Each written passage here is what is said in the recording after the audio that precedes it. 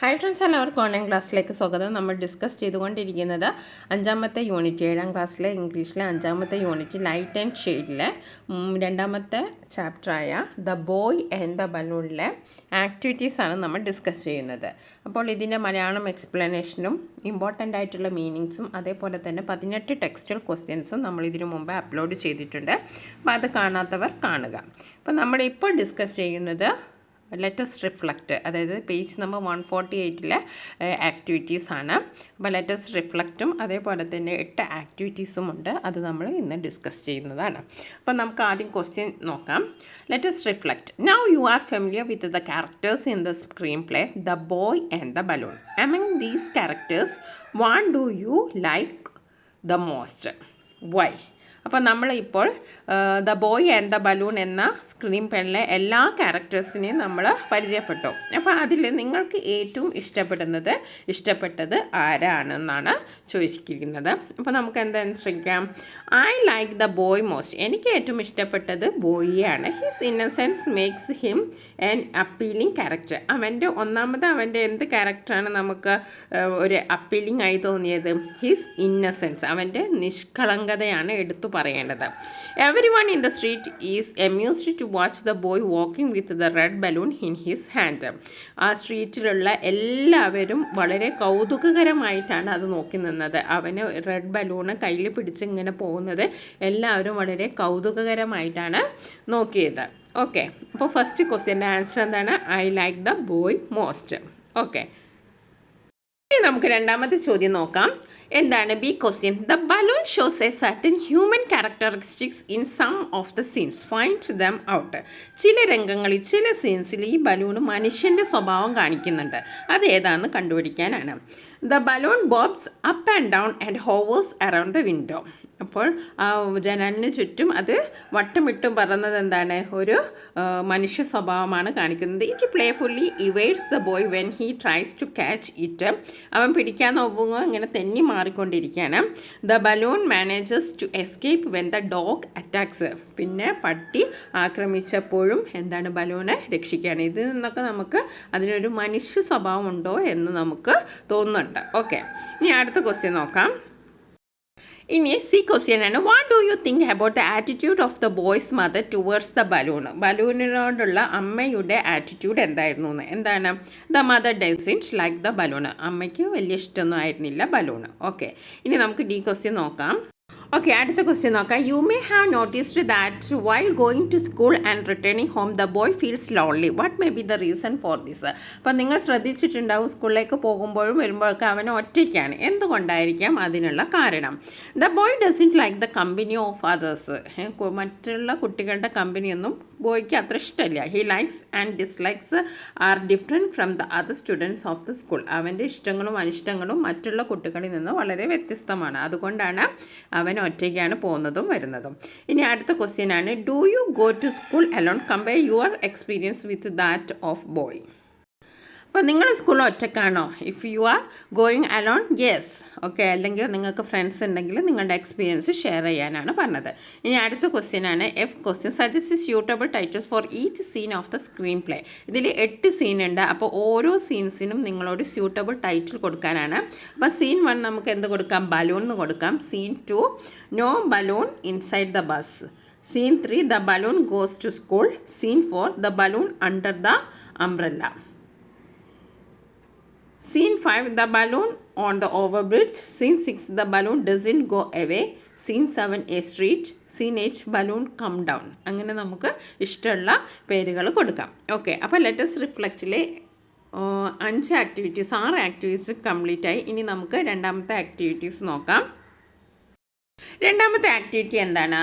Some of the characters favour the balloon and the boy but some others do not. ചിലവർ ഈ ഒരു കുട്ടീനോടും ബലൂണിനോടും വളരെ നല്ലൊരു അടുപ്പം കാണിച്ചു. എന്നാലോ ചിലർ അങ്ങനെ കാണിച്ചില്ല. Find them out and write in the following table. അപ്പോൾ ഈ ടേബിളിൽ ദോസ് ഹൂ ഫേവർ, അവരെ ഇഷ്ടപ്പെടുന്നവരും those who do not favour, അപ്പോൾ അവരെ ഇഷ്ടപ്പെടാത്തവരെയും 2 ടേബിൾ കൊടുത്തിട്ടുണ്ട്. അപ്പോൾ നമ്മൾ അതിൽ ഏതൊക്കെയാണ് അവരെ ഇഷ്ടപ്പെടുന്ന ആൾക്കാരെന്ന് എഴുതാനാണ്.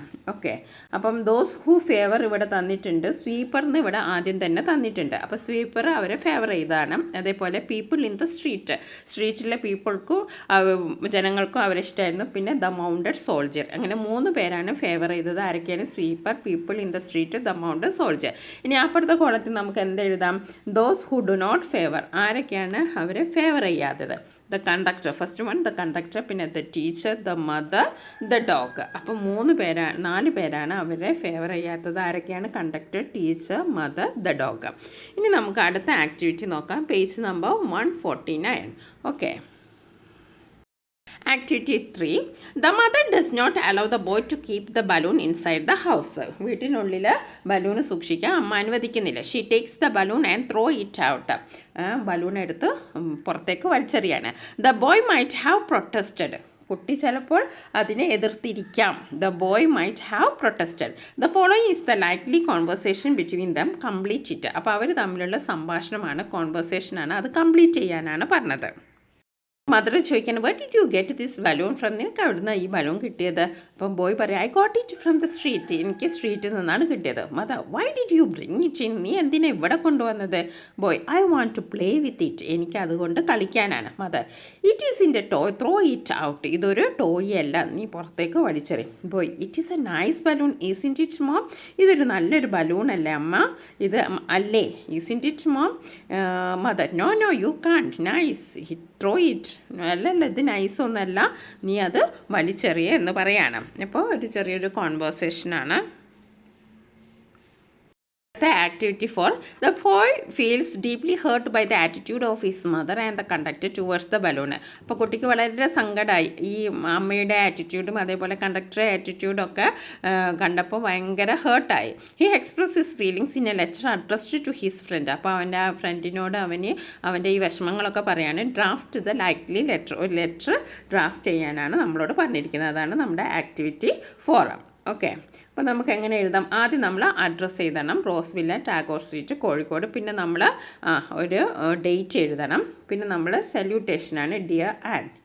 It is a long time since I have heard anything from you. ഞാൻ ഒരുപാട് കാലമായി നിൻ്റെ അടുത്തുനിന്ന് എന്തെങ്കിലും വിശേഷങ്ങൾ കേട്ടിട്ട്. Hope you are fine and doing well in your studies.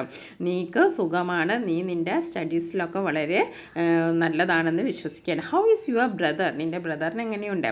I am writing this letter to share some of the problems that I face. ഞാൻ ഈ ലെറ്റർ എഴുതുന്നത് എനിക്ക് ചില പ്രശ്നങ്ങളൊക്കെ ഉണ്ട്, അതൊക്കെ നിന്നോട് ഷെയർ ചെയ്യാനാണ്. You know that I am alone here. ഞാനിവിടെ ഒറ്റയ്ക്കാണെന്ന് നിങ്ങൾക്കറിയില്ലേ. No buddy is ready to play with me. എന്നോട് കളിക്കാൻ ആരുമില്ല, എനിക്ക് കളിക്കാൻ ആരുമില്ല. Fortunately I got a red balloon as my friend. ഭാഗ്യത്തിന് എനിക്കൊരു റെഡ് ബലൂണിനെ ഫ്രണ്ടായി കിട്ടി. I got it on my way to school. എൻ്റെ സ്കൂളിലേക്കുള്ള വഴിയിൽ നിന്നാണ് എനിക്കതിനെ കിട്ടിയത്. He understand me very well. അവനിക്ക് എന്നെ പെട്ടെന്ന് മനസ്സിലാക്കുന്നുണ്ട്. But no buddy is ready to accept him. പക്ഷെ ആരും അവനെ ആക്സെപ്റ്റ് ചെയ്യാൻ തയ്യാറല്ല. The conductor of a bus blocked me when I try to get into the bus with it. ഞാൻ ബസ്സിലേക്ക് ഇതും പിടിച്ച് കയറാൻ നോക്കിയപ്പോൾ ആ ബസ്സിലത്തെ കണ്ടക്ടർ എന്നെ ബ്ലോക്ക് ചെയ്തു. My mother also didn't allow me to take the balloon into the house. എൻ്റെ അമ്മയും അങ്ങനെ തന്നെ ബലൂണിനെ വീട്ടിലേക്ക് കയറ്റാൻ സമ്മതിച്ചില്ല. How can I deal with this problem? ഞാനിതൊക്കെ എങ്ങനെ ഡീൽ ചെയ്യും? Really I don't know. എനിക്ക് എങ്ങനെയാണെന്നൊന്നും അറിയില്ല. I hope you can suggest a solution. നീ ഒരു സൊല്യൂഷൻ എനിക്ക് പറഞ്ഞിരുന്നു, ഞാൻ വിചാരിക്കുകയാണ്. Convey my regards to your brother, father and mother. എൻ്റെ അന്വേഷണം വീട്ടിലെല്ലാവരോടും പറയാം. Let me stop now replies. നീ വേഗം റിപ്ലൈ തരണേ. അപ്പം എന്നിട്ട് അതിനൊരു കൺക്ലൂഷൻ വിത്ത് ലവ്, പിന്നെ പേരും എഴുതാം. ഓക്കെ. അപ്പോൾ അത്രയാണ് ഒരു ലെറ്ററിൻ്റെ ഫോമാറ്റ്. ഓക്കെ. ഇനി നമുക്ക് ആക്ടിവിറ്റി 5 നോക്കാം. Where do the events of the film takes place? Go through the screenplay and find out. അപ്പോൾ ഇതിൽ സീനും ലൊക്കേഷനും എഴുതാനാണ്. നമുക്കറിയാം 8 സീനാണ്. ഇതൊരു ഫിലിമാണ്.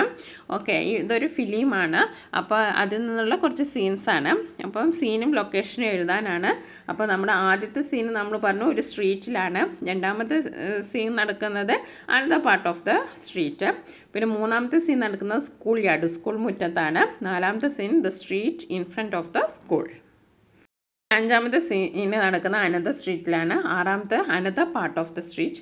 ഏഴാമത്തെ the street before the boy's house, വീട്ടിലേക്ക് എത്തുന്നതിന് മുമ്പുള്ള ഒരു സ്ട്രീറ്റാണ്. ഓക്കെ. അപ്പോൾ എട്ടാമത്തേത് എവിടെയാണ്? എട്ടാമത്തെ ബോയ്സ് ഹൗസിലാണ്. ഓക്കെ. ഇനി നമുക്ക് അടുത്തത് ആക്ടിവിറ്റി 6 ആണ്. ആക്ടിവിറ്റി 6ൽ എന്താണ്? Activity 6 നോക്കാം. Look at the following shot from the movie The Red Balloon and read the description given below. Certain words are missing in to choose the correct words from the box and complete the description. അപ്പോൾ ഇത് ആ ഒരു മൂവിയത്തെ ഒരു ഷോട്ടാണ്.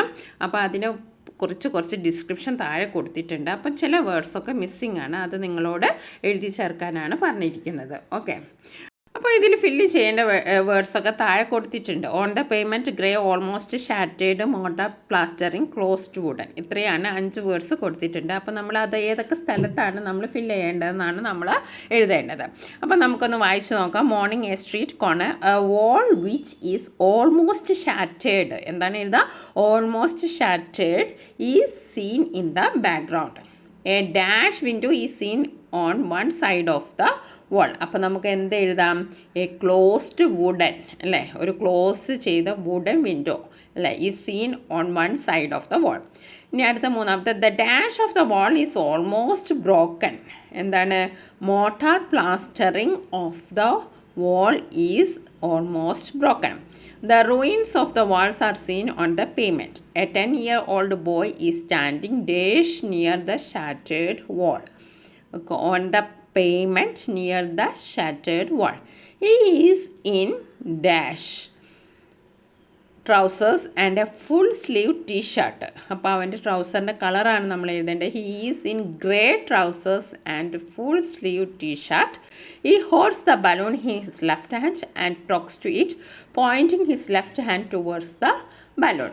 Okay, അപ്പോൾ ആദ്യം നമ്മൾ എഴുതേണ്ട almost shattered, രണ്ടാമത്തേത് ക്ലോസ്ഡ് വുഡൻ, മൂന്നാമത്തെ മോട്ടാർ പ്ലാസ്റ്ററിങ്, നാലാമത്തേത് ഓൺ ദ പേയ്മെൻറ്റ്, അഞ്ചാമത്തേത് ഗ്രേ. ഓക്കെ, ഇനി നമുക്ക് ആക്ടിവിറ്റി 7 നോക്കാം.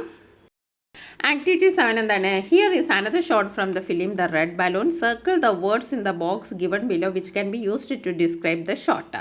അപ്പോൾ ഇത് വേറൊരു സീനാണ്, ആ ഫിലിമിലെ വേറൊരു സീനാണ്.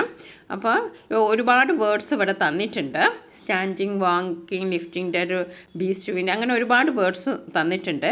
Now closely the circled words and write in the following table.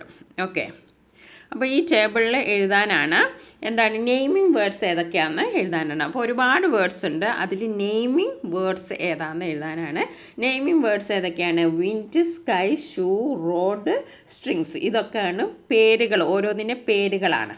Okay, ഇനി അടുത്തത് words describing nouns. Words describing nouns എന്ന് പറഞ്ഞാൽ എന്താണ്? ആഡ്ജക്റ്റീവ്, അതായത് ഒരു നൗൺസിനെ ഡിസ്ക്രൈബ് ചെയ്യുന്ന വേർഡുകൾ, വിശേഷിപ്പിക്കുന്ന. അപ്പോൾ കളർഫുൾ, പിങ്ക്, ബ്ലൂ, ഗ്രേ, ഇതൊക്കെ എന്താണ്? ആഡ്ജക്റ്റീവ്സ് ആണ്. ഇനി അടുത്തത് വേർബ്സ്, ആഡ്വേർബ്സ്, വേർബ്സിനെ ഡിസ്ക്രൈബ് ചെയ്യുന്നത്. ഓക്കെ, അപ്പോൾ അങ്ങനത്തെ ഒരു വേർഡ്സ് ഒന്നും ഇവിടെ ഇല്ല. There are no adverbs in the given list. Okay, ഇനി നമുക്ക് എന്താണ് അടുത്ത activity? Now using the words in the table about try to describe the picture, write your description in the space provide. ഇപ്പം നമ്മളൊരു നേരത്തെ ഒരു എന്താണ് ഒരു പിക്ചറിനെ ഡിസ്ക്രൈബ് ചെയ്യാനാണ് നമ്മളോട് പറഞ്ഞത്. Many colourful balloons are fluttering in the blue sky. There are tied to string. Suddenly the wind is lifting the boy. He is changing on the strings. His shoes are pink in color. He is wearing grey trousers. Children are standing on the road watching the boy. ഇത്രയും നമുക്ക് description എഴുതാം. ഇനി അടുത്ത activity, എട്ടാമത്തെ ആക്ടിവിറ്റിയാണ് activity 8. When the boy was alone, the balloon saved from his loneliness, and when the balloon was in danger, the boy saved it. The friendship between them was strong. Now let us try to write the screenplay of the next scene of the film. അപ്പോൾ ഇവിടെ എന്താണ്? Boy ഒറ്റക്കായിരുന്നപ്പോൾ balloon save ചെയ്തു. അതേപോലെ തന്നെ ബലൂണിന് ഒരു അപകടം വന്നപ്പോൾ ബോയും save ചെയ്തു. അപ്പോൾ അവർ തമ്മിലുള്ള ഫ്രണ്ട്ഷിപ്പ് വളരെ സ്ട്രോങ് ആണ്. Now let us try to write a screenplay of the next scene of the film. ഇനി ഒരു ഫിലിമിൻ്റെ ഒരു നെക്സ്റ്റ് സീൻ നിങ്ങളോട് എഴുതാനാണ് പറയുന്നത്. അപ്പോൾ നമുക്ക് വെറുതെ ഇമാജിൻ ചെയ്ത് എഴുതി നോക്കാം. The boy is left alone in the house. His mother goes for shopping. The boy opens the window.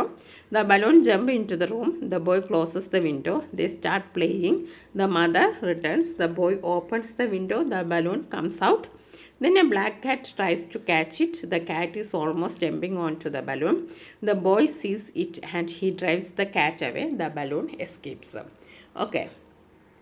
അപ്പോൾ ഇത്രയാണ് നമ്മൾ 8 ആക്ടിവിറ്റീസാണ് ഇപ്പോൾ നമ്മൾ ഡിസ്കസ് ചെയ്തത്. അതേപോലെ തന്നെ 18 ക്വസ്റ്റ്യൻ ആൻസറും നമ്മൾ ഡിസ്കസ് ചെയ്തിട്ടുണ്ട്. Hope you will enjoy it. Okay, thank U.